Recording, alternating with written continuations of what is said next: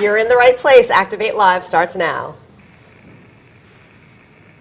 Activate your voice. Fight for your rights.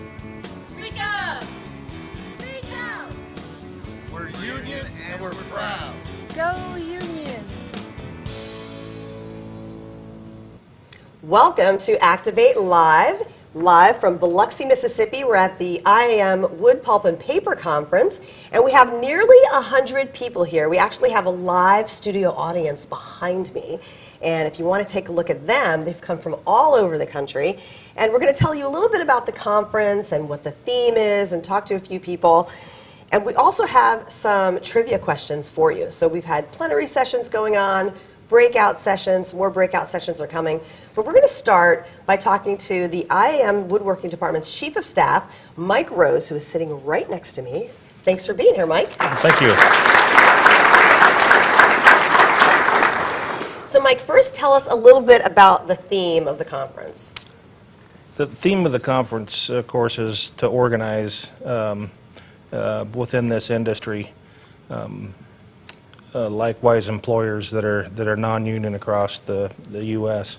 To build strength at the bargaining table and build strength within our union in this sector. And you were talking this morning about making it sustainable, right? Organizing for sustainable growth. Yep. And what we mean by that is continual growth, continual strength in this sector. So what has this week been like so far? It's been entertaining, educational, and you know, I'm hearing some good feedback amongst the delegates that's been here. Now tell us a little bit about the types of jobs that we represent with woodworkers. In the wood, pulp, and paper sector, starting from the West Coast, we have loggers, truck drivers, sawmill workers, maintenance people in the sawmill, continuing on down through the south, sawmills, paper mills, and then over to the southeast and east, mainly production or maintenance people in the paper mills. And we're seeing some photos here from all over the country. Yes. So many aspects of this industry. And people often, I think the general public doesn't often differentiate between wood, pulp, and paper. Yeah, this is of course, the first start or the first leg of any part of the wood, pulp, and paper is you start harvesting first, and then the logs will be delivered to the various locations for the different products that will be made from that, anywhere from dimensional lumber for building houses to tissue paper. You heard a lot of statistics this week. I know we had Gwen Camp from our Strategic Resources Department give us a lot of statistics about imports and exports. What are you hoping to do with organizing so that it is sustainable in the next few years? Like, where would you like to see the industry headed? I would like to see the industry not maybe so dependent on exports, but maintain and manufacture and mill all of the products here in the U.S. That would, of course, add to our membership and give us more strength. Great. Anything else you'd like to mention, Mike? Happy to be here. Well, thank you so much for such a wonderful conference here in Biloxi. And we're going to give them some stats and some questions, so we'll see if maybe some members of our audience will be able to answer those questions. So thanks for joining us. Thank you.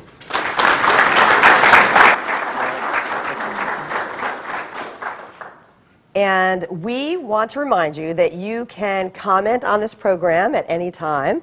Like, comment, and share. We're hoping some of our members of our studio audience will do that as well. And our studio is actually Ballroom A. But one of the questions that I would like to give some of the viewers is to think about in 2019 so far, when it comes to paper mills, who do you think has the most exports? When it comes to paper mills in 2019 so far, who do you think has the most exports? And I'll try to remember to bring you the answer to that in just a moment. So our next guest is coming from the Building and Woodworkers International, also known as BWI. We have Coen van der Veer. Thank you for being here. Thank you, Tanya, for having me here. All right. So tell us a little bit about BWI. Yeah, I will, but let me first congratulate the machinists with the election of the new leadership of the Woodworkers Council that has been done today, because BWI is really looking forward to working together with them in enhancing a sustainable growth in this industry for the membership. And also we would like to congratulate the machinists with the work that Mike Rose has been doing for BWI in the North Americas. And of course the excellent leadership of the ILO workers group in the ILO sectorial meeting on the decent work in forestry that's been done by Bob Walls. Well, BWI is a great partner, so we so look forward to continuing our work with you. Well, let me tell you a little bit about the Global Union Federation that Machinist is a member of, because we work in 128 countries in the globe. We have about 54 unions that are affiliated to us. We work especially in the construction area, in the building materials, and also in the wood and forestry areas. And I'm the global director for wood and forestry, so it's for me a great opportunity to here in the US learn about how you work in this industry. Now we have some photos here that we're showing. We saw what your global presence was like, and we see some of the people here. How can woodworkers in the United States, and look at all of these companies are affiliated? Yeah, no, the companies are not affiliated. We have global framework agreements with them. And global framework agreements, they come from the social dialogue tradition that we have in Europe, where you sit together and try to negotiate comprehensible solutions that work for everybody. And in this way, we reach out throughout the globe, where those companies are going to have their operations, their plants, their warehouses, their shops, like IKEA, which is a very global operator. We have a global framework agreement with them, and that allows people all over the world to enjoy the freedom of association and the right of collective bargaining. Now, how can woodworkers in the United States help woodworkers globally and vice versa? Well, first of all, by being a member, you show that you are connected in this world. And like you already discussed, wood, pulp and paper is such an international operating sector that reaching out to each other and strengthening each other opportunities to organize, to enhance the working and living conditions of all the workers in the industry globally is vital. So reaching out, coming together, we organize networks for the companies that we have global framework agreements with us. We can compare notes, we can compare the outcome of negotiation sessions, and so in that way we can help each other to improve. So we may call on another member. Yes, and other members may call upon you and your experiences in organizing the people in this sector. How important is it to share notes that way and compare when you are in negotiations? Well, it's very important because this is a global sector. So what companies do is that they compare notes also. And they, by their networks of plants and operations that they have globally, they transport the pulp and paper all over the globe. And if we know what kind of prices the colleagues are getting, then that helps us in negotiating a better deal for our members. Okay, so I'm going to give you a chance to plug BWI. If there are any people out there that are considering joining, what do you say to them? Well, become a member of the local national union that's representing you in your sector. And then ask that union, if it's not a member of the Building and Woodworkers International, to join us. Because together we can change the rules. How do people get in touch with BWI? What is your website? We have a website that's www.bwint.org. Okay. Yeah. So, and we'll post that after the show as well in the comments. Thank you. Anything else you'd like to mention? No, it's a great conference. It's for me a very good learning experience. And you're speaking tomorrow, correct? Yes. Yes. Okay, you don't have to give it all away, but what will you touch on tomorrow? I will talk about forest certification and what that can deliver to our members in the sector. Because there are social requirements, not only in the forestry certification, but also in the chain of custody certification. And that gives us an opportunity to organize those people even more. Okay. Thank you. Thank you so much, Coen. Thank you. Coen van der Veer from the Building of Woodworkers International. Thank you so much for joining us.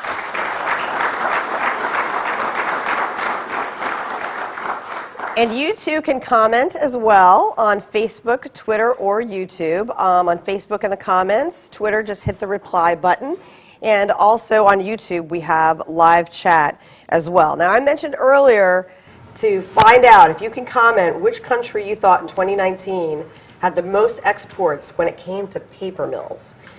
So write in your answer now, because I'm going to let you know my answer officially. It's 35.6%, almost 36%. The most exports for paper mills in 2019 so far went to Canada. They are going to Canada.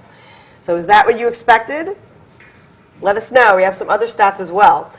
The next question I'm going to ask you is 2019 so far, with sawmill and wood production, where do you think the biggest exports are going?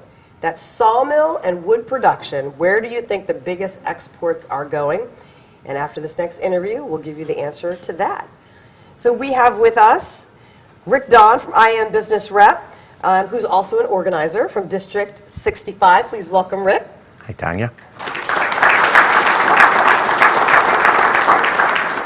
Now, Rick, you had a pretty big organizing win in New York. Tell us a little bit about how you approached that organizing campaign and where it was.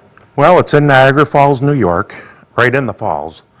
I basically bumped into a gentleman, asked him if your place is hiring, and started a conversation like that. And he pretty much told me it's a good place to work, but we could really use a union.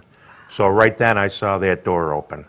So what were some of the issues that they were dealing with there? The issues really were not a voice on the job, okay? And that started the campaign right off the bat. It was a strategic location where I was hanging out, of course, looking for a job, and it went pretty smooth. And we started this last October and continued up until the election. We had informational meetings. We had the election in April. And with a lot of team effort from District 65, we did very good.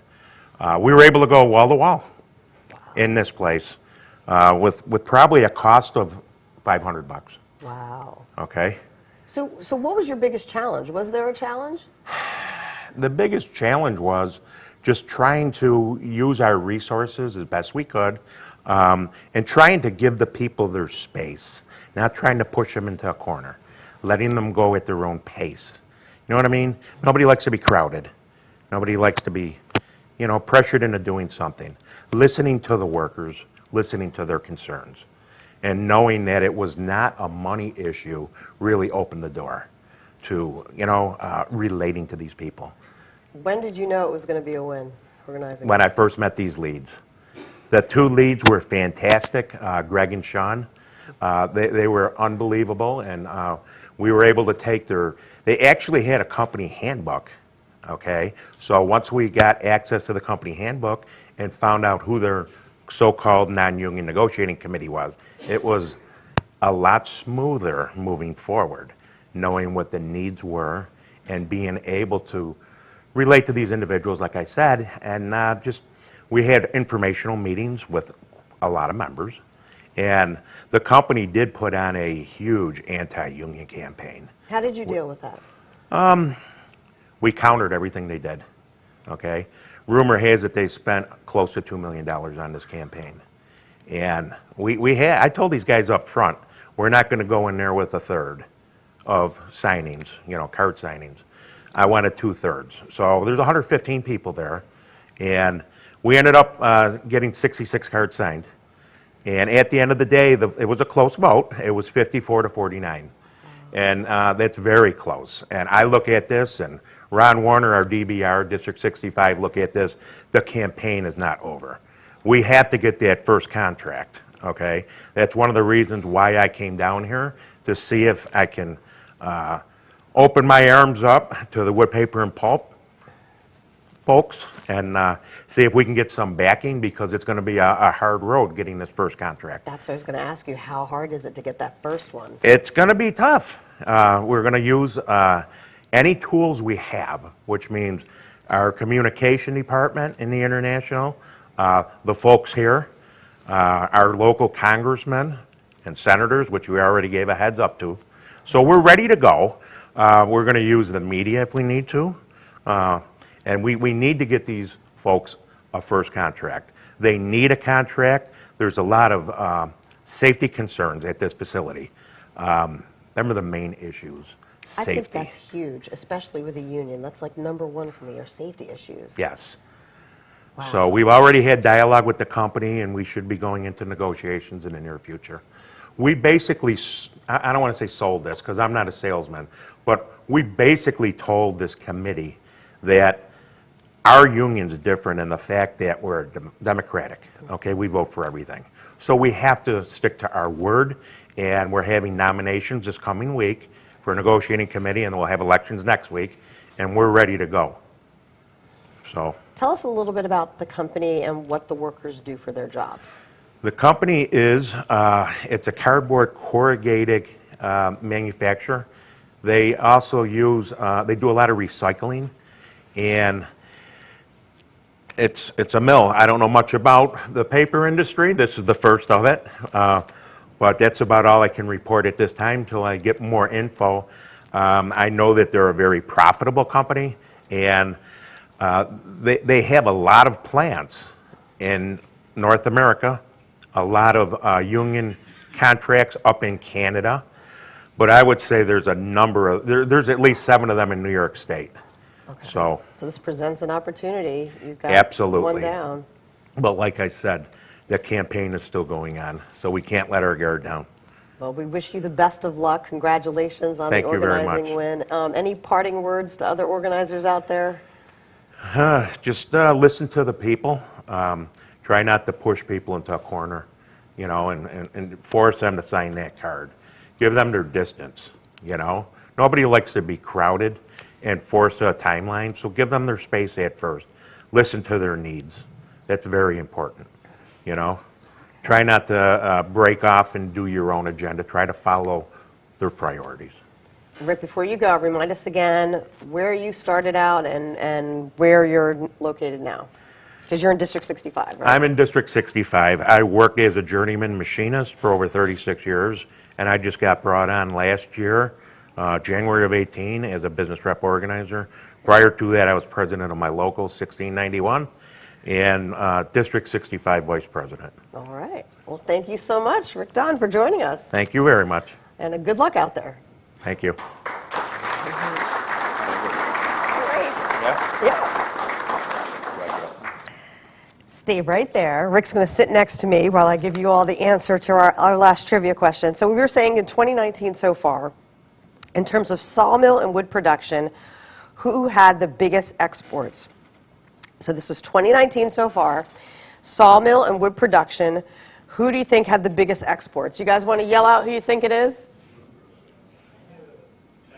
China, you got it, China, okay? So that's China. I'm going to give you one more. 2018, last year, with wood pulp mills, who had the most exports? Where did most of the exports go? It was 26% in 2018, wood pulp mills. Where did the most exports go? You want to shout it out? Brazil. Nope. Nope. It was China again. China again. So China won for wood pulp mills, had the most exports. Biggest exports for China went to sawmill and wood production for 2019. But Canada had the most exports for paper mills for 2019 so far. And I'd like to thank Gwen Camp for those wonderful statistics. She's doing that great research from Strategic Resources. She had a ton of stats. We heard all about, you know, breaking down the numbers for the industry yesterday. And we're hearing some great information here this week. This is only the second day, but we have a third day continuing tomorrow on Thursday. So we are going to put some information in the comments as well. But keep those comments coming. We do appreciate it. And everyone who's been here so far. We'd like to thank Mike Rose, the Chief of Staff of the Woodworking Department. Also, Coen Veer from BWI, and Rick Dahn has just joined us to tell us about an organizing win in New York State. It was in Niagara Falls. So keep those comments coming. If you have any questions for anyone at the Wood, Pulp, and Paper Conference, did I say pulp instead of pulp? I did. I have a cold. It's affecting me. But if you have any questions, just write them in the comments, and then maybe someone here will be able to answer your question if you have any type of question. So you can like, you can comment, and you can share on Facebook, Twitter, or YouTube. On Facebook, just write it in the comments. Twitter, just hit the reply button. And on YouTube, you can just use live chat. So we'd like to thank everyone here at the Wood, Pulp, and Paper Conference. Next week, we are going to be joining you from Cincinnati, Ohio, and we'll give you an update on GE negotiations. So if you like what you've heard today, please share this video, and thank you so much to everyone in our Ballroom A studio audience. We'll see you next week.